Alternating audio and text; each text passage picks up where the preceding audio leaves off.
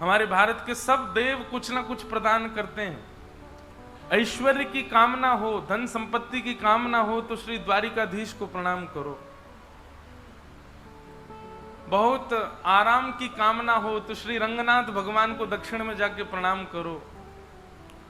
खूब संपत्ति की कामना हो तो श्री तिरुपति वेंकटेश भगवान को प्रणाम करो। तप और यज्ञ तप में हमारी निष्ठा बढ़े, हम थोड़ा तप कर पाए, ऐसी कामना हो तो श्री बद्रीनाथ भगवान को प्रणाम करो। रस की कामना हो, रस की उपासना करनी हो तो हमारे वृंदावन के ठाकुरों को प्रणाम करो। रस की भाव की कामना हो तो वृंदावन के ठाकुर या श्रीनाथ जी को प्रणाम करो। लेकिन प्रेम की कामना हो तो श्री जगन्नाथ जी को प्रणाम करो।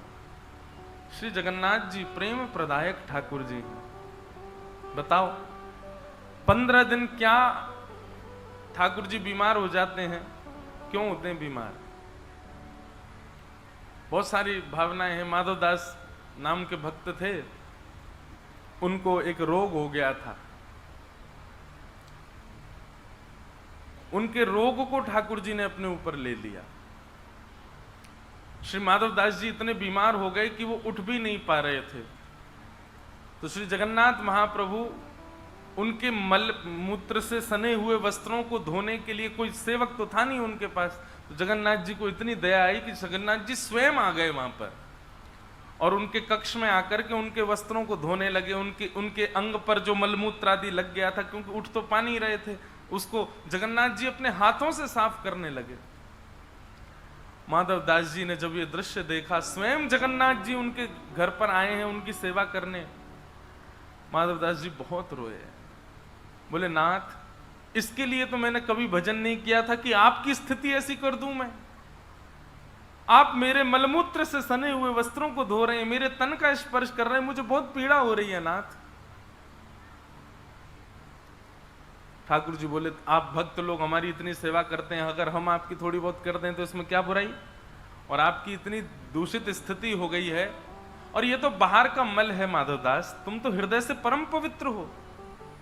मुझे बाहर की शुद्धता आकर्षित नहीं करती है, मैं तो हृदय की पवित्रता से आकर्षित होता हूं। बाहर से मलमूत्र से सने हो तो क्या हुआ, हृदय से तो परम पवित्र होना। माधवदास जी ने ठाकुर जी का हाथ पकड़ लिया, बोले आप सर्व समर्थवान हो, ये सब नाटक क्यों कर रहे हो? मेरे वस्त्र धो रहे हो, मेरे हाथ पांव साफ कर रहे हो, आप चाहो तो चुटकी बजा दो मैं ठीक हो जाऊंगा। भगवान अगर दृष्टि से देख लें और वो व्यक्ति तब भी रोग में रहे तो ये कैसे भगवान? आप तो मेरे ऊपर दृष्टि डाल दीजिए ना, मेरे रोग को दूर कर दीजिए। रोग दूर हो जाएगा तो आपको मेरी सेवा नहीं करनी पड़ेगी, मैं भी प्रसन्न हो जाऊंगा। महाप्रभु जगन्नाथ जी कहते हैं ये तुम्हारे कर्मों का फल है, चाहे इस जन्म के चाहे पूर्व जन्म के। और यदि जीवन में किए गए या पूर्व जन्म में किए गए कर्मों का फल संसार में यदि नहीं भोगा गया, अभी तुम मान लो कि तुमने मुझसे प्रार्थना की और मैंने तुम्हारे कर्म फल को यदि काट दिया, तुम्हारे प्रारब्धों को यदि नष्ट कर दिया ना माधवदास, तो जो वो शेष रह जाएगा ना जो तुमको भोगना है, उसको भोगने के लिए तुमको पुनर्जन्म लेना पड़ेगा। हम लोग जन्म क्यों लेते हैं? कई लोग जन्म लेते हैं कर्मों का बर्डन और बढ़ाने के लिए, और कई लोग जन्म लेते हैं अपने पूर्व जन्म के भी कर्मों के भोगों को भोग करके निवृत्त होने के लिए। वैसे तो वास्तव में जन्म हमारा निवृत्ति के लिए हुआ है, भोगने के लिए हुआ है, पूर्व के प्रारब्धों को भोगने के लिए, पूर्व के किए कर्मों को जीवन में सहने के लिए। लेकिन हम इतने क्या बताएं कौन हैं हम? यहां आए हैं पूर्व का सब लेखा जोखा समाप्त करने के लिए, पर उसको तो समाप्त करते हैं और ज्यादा बढ़ा लेते हैं। कर्जा खत्म तो करते नहीं, और ज्यादा दुगना सिर पर चढ़ा लेते हैं, और फिर इसी चक्कर में हम भटकते रहते हैं। पुनरपि जननम पुनरपि मरणम पुनरपि जननी जठरे शयनम। वास्तव में आध्यात्मिक होना, भक्ति पथ का पथिक होना, उसके लिए एक ही सूत्र है कि यह समझ जाओ कि आप जीवन में जो कुछ भी अनुभव कर रहे हैं, जो कुछ भी फेस कर रहे हैं, जो कुछ भी अपने जीवन में आप जिस स्थिति से लड़ रहे हैं, जूझ रहे हैं, ये सब आपके प्रारब्ध हैं। उन प्रारब्धों को भोगो, प्रारब्धों से लड़ो। दूसरा कुछ निर्माण मत करो। पर नहीं, हम लोग संसार में रहते रहते और बहुत कुछ निर्माण कर लेते हैं, बहुत सारे अपने विषय भोग और बहुत सारी कामनाओं से और ज्यादा कर्म फलों को इकट्ठा कर लेते हैं। पर याद रहे, जब तक ये प्रारब्ध नष्ट नहीं होगा ना, तब तक ठाकुर जी मिल नहीं सकते। माधव दास जी से भगवान बोले, तुमको ये रोग इसलिए हुआ क्योंकि ये तुम्हारे पूर्व जन्म का प्रारब्ध है, और कहीं मैंने चुटकी बजा के इसको नष्ट कर दिया तो ये भोगा तो है नहीं तुमने, नष्ट हो गया, और नहीं भोगोगे तो भोगने के लिए दोबारा तुमको जन्म लेना पड़ेगा। इसलिए माधवदास 15 दिन का रोग और बचा, इसको भोग लो। माधवदास बोले, लेकिन शर्त है। बोले क्या? मुझे भोगने में कोई दिक्कत नहीं, मुझे कष्ट सहने में कोई दिक्कत, आप नहीं आओगे मेरे पास, ये सेवा एवा आप नहीं करोगे मेरी। जगन्नाथ जी बोले, मैं तो करूंगा। अब जगन्नाथ जी में जिद लगी है, मैं सेवा करूंगा। माधवदास कह रहे हैं कि मैं आपको करने नहीं दूंगा, 15 दिन का अभी प्रारब्ध बचा है। माधवदास जी बोले, नहीं प्रभु, आपको मैं सेवा नहीं करने दूंगा।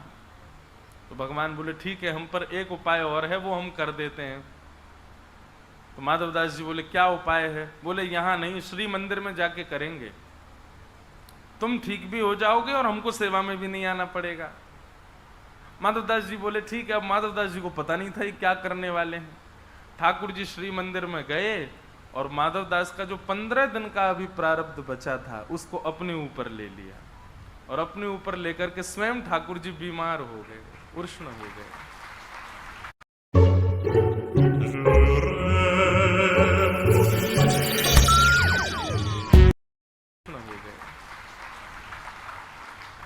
बताओ, ठाकुर जी बीमार पड़ गए, तुम ताली बजा रहे हो।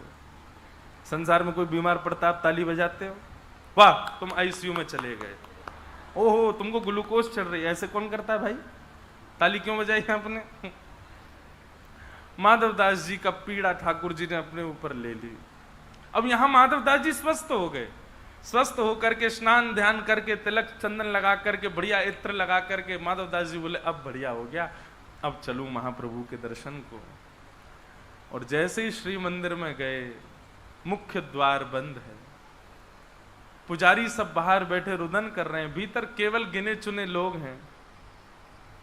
माधवदास जी ने पूछा, क्या हुआ? बोले, महाप्रभु जगन्नाथ जी को बुखार आ गया है। माधवदास जी बहुत रोए। तो ठाकुर जी, आपने ऐसा क्यों किया? कि प्रबल प्रेम के पाले पड़कर हरि को नियम बदलते देखा, अपना मान टले टल जाए, पर भक्त का मान न टलते देखा।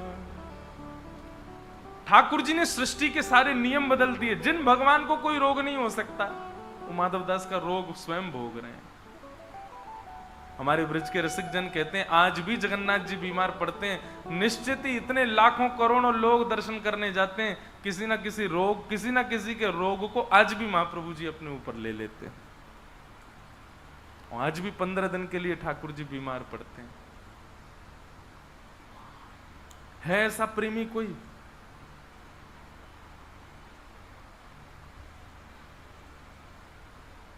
हमको कोई रोग हो जाए, कितना भी बड़ा प्रेम करने वाला व्यक्ति रोग लेगा हमारा? कभी नहीं ले सकता। कोरोना हो गया था, लोग बाग बच करके भागते थे, बोले हमको नहीं हो जाए कहीं इससे। लेकिन ये तो केवल प्रेम में ही हो सकता है, ये केवल महाप्रभु जगन्नाथ जी का ही। इसीलिए मैं कहता हूं प्रेम के अधिकारी केवल ठाकुर जी, क्योंकि उन जैसा कोई कर ही नहीं सकता। सबके रोगों को अपने ऊपर धारण कर लिया। और 15 दिन में महाराज इतने व्याकुल तो दर्शनार्थी नहीं होते जगन्नाथ जी के लिए, जितने व्याकुल जगन्नाथ जी हो जाते हैं। दर्शनार्थी इतने व्याकुल नहीं होते, जगन्नाथ जी इतने ज्यादा व्याकुल हो जाते हैं कि मैंने इतने दिन हो गए, 15 दिन हो गए अपने वैष्णव देखे नहीं। बोले अब क्या करें? बोले रथ निकालो, रथ में बैठ के सब वैष्णवों से मिलने जाऊंगा, सबको देखने जाऊंगा, सबके आगे जाऊंगा। और महाराज उछलते उछलते आते हैं। अहे नीला शैला